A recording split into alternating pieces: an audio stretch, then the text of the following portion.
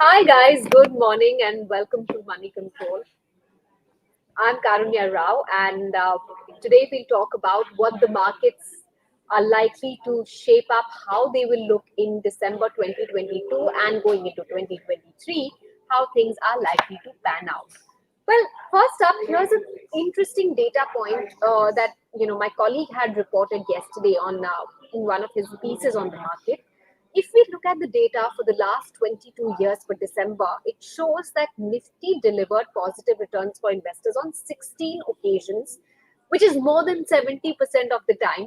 And Nifty has generated close to 3% average returns during the month of December over the last 22 years.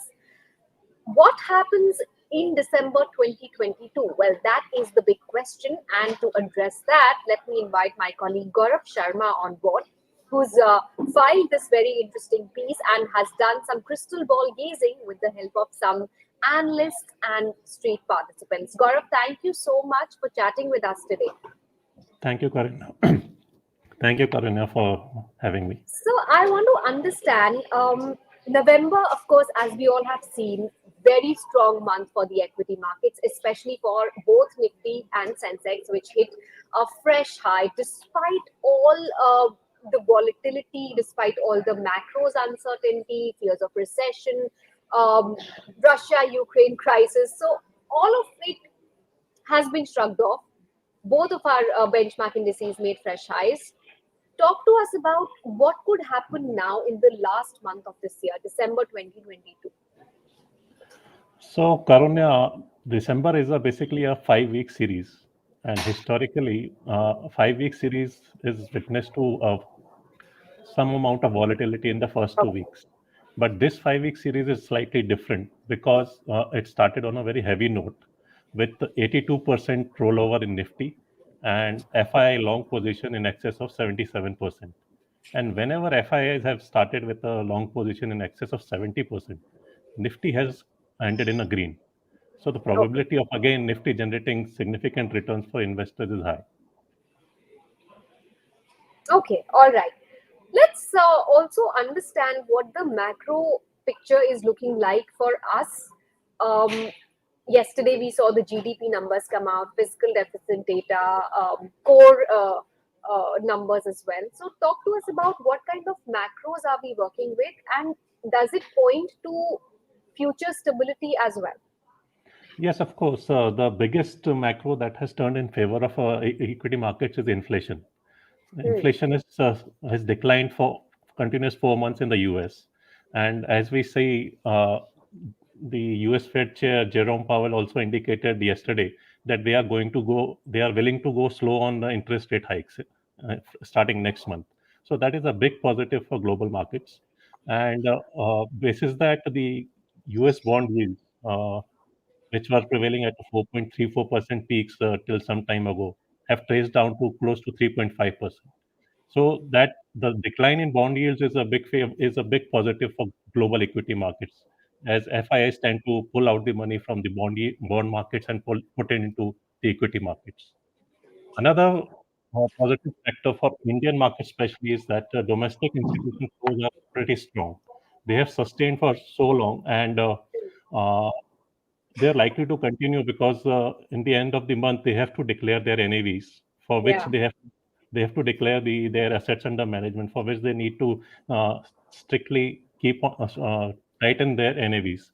So that will continue, especially when the year-end holiday season starts and FI action will is expected to subdue. So that domestic institutions will hold the key now, Hmm. as they have in the past. And also, the big positive is that the domestic demand continues to hold strong, and that is evident from the accelerating credit growth in the economy. So the overall, Okay. most of the concerns are priced in now in the market, which should aid Okay. the positive momentum. Okay, well, that makes sense. But let's also talk about commodity prices because, yes, there was some easing and softening as far as commodity prices are concerned over the last few weeks. But once again, at least if I go by the data of just this week, commodity prices once again are on an upward trajectory. Oil has also rebounded a tad bit from its recent lows.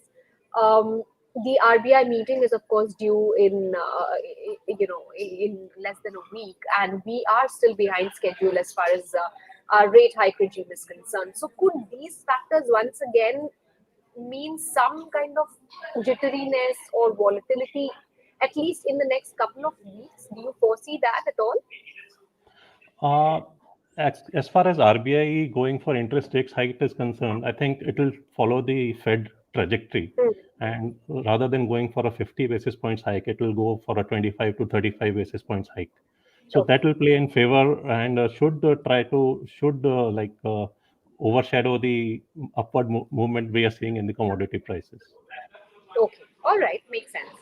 What about the broader markets? Because broader markets are still yet to bounce back in a strong way. Benchmarks, of course, have been the star performers, and heavyweights were the ones which did all the heavy lifting as far as Right.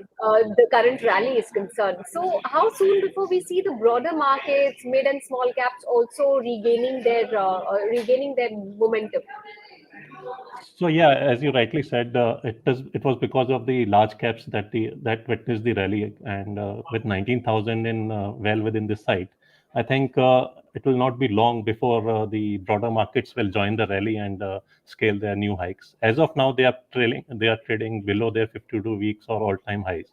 But in the next coming weeks, we will definitely see a rally in broader markets as well, with mid cap and small cap outpacing the large caps. That is for sure. Okay.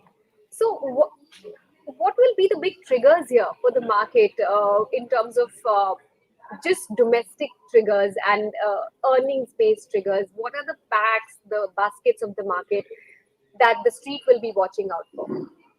So the key triggers for the domestic market, especially, would be the RBI policy meet.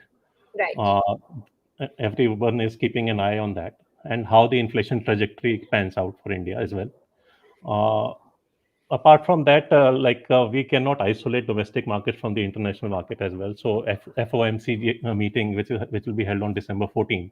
So the Yeah. outcome of that and the exact impact of likely muted institutional volumes in the year-end holidays will play a crucial role in the direction of the market. So, Gaurav, I mean, I'm sure pretty much who's watching us right now is interested in one key question, which is which are the sectors and which are the stocks to focus on. And I'm sure you've spoken to a lot of market watchers and analysts. So, what will be the flavor going forward, going into 2023 in terms of sectors and stocks? Any names that have been highlighted to you? Yeah, basically, since we are still in the interest rate hiking cycle, Hmm. so interest rate hikes augur well for stocks like or sectors like banks. So people are very positive about banks which have a strong balance sheet and a strong CASA base, such as SBI, Bank of Baroda, ICICI Bank, and HDFC. So Okay. those are the favorable names in the banking sector. But apart from that, we have seen strong positivity in IT, metals, Yeah. capital goods, industrials, and consumer discretionary. So within In these, fact, industrials and the defense plays are something that have also been, a big talking point as far as the street chatter is concerned, and we've seen that reflect on the stock prices as well. yeah, but given the fact that Indian government is giving a lot of capex push to Hmm. the development of infrastructure in the country, so that more than that, nothing can help the capital goods in the capital goods sector basically. And with India going for modernization of its army and air force, Hmm. defense plays will be a good bet to invest in. With companies like Hindustan Aeronautics, Bharat Dynamics being the key players in the defense sector.